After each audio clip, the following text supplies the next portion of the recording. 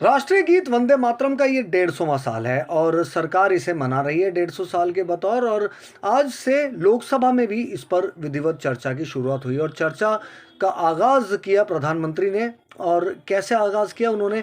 पंडित जवाहरलाल नेहरू के नेताजी सुभाष चंद्र बोस को लिखे उस खत से इसकी शुरुआत की, जिसमें उन्होंने कहा कि नेताजी, इसमें आनंद मठ से जो ये राष्ट्रीय गीत जिसे हम बनाने की बात कर रहे हैं और जिसे हम कांग्रेस के हर अधिवेशन में गाते हैं और हम अपेक्षा करते हैं कि मुस्लिम लीग भी इसे गाए, मुसलमान भी इसे गाएं, भाई ये ठीक नहीं लग रहा, क्योंकि इसमें 4-6 छंद ऐसे हैं जो पूरी तरह से सांप्रदायिक है। इनमें हिंदू ध्रुवीकरण ज़्यादा दिखता है। वो कितना सही था कितना नहीं, पर नेहरू जी ने किसी की नहीं सुनी और उन्होंने मोहम्मद अली जिन्ना की 1937 के कांग्रेस अधिवेशन की और मुस्लिम लीग के लिखे उस खत की उस जिद को पूरी तरह से मान लिया। वो नतमस्तक हो गए।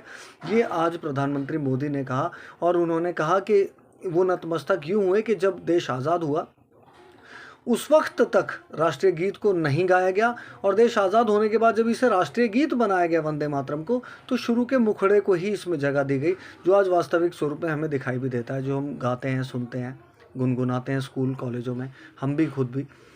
लेकिन ये पूरी तरह से वंदे मातरम का वो गीत नहीं है जो इसका वास्तविक स्वरूप था, क्योंकि मुसलमानों ने इसका खंडन किया, इसका विरोध किया। हालांकि 1905 जब बंगाल का बंटवारा हुआ, ईस्ट बंगाल वेस्ट बंगाल 2 अलग स्टेट बने अंग्रेज़ों की तरफ से, उससे पहले तक मुस्लिम समाज भी इसे गाता था।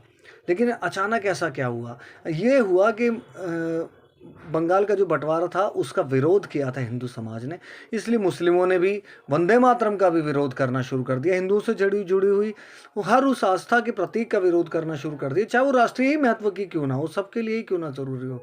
यही आज प्रधानमंत्री ने और इससे पहले जनसंघ, आरएसएस और भारतीय जनता पार्टी भी कहती आई है कि मुसलमान इसका विरोध यूँ करते हैं क्योंकि वो हर राष्ट्रीय महत्व की चीज़ का विरोध करते हैं जो इस्लाम के सामने नहीं झुकती, वो इस्लाम से जोड़ लेते हैं।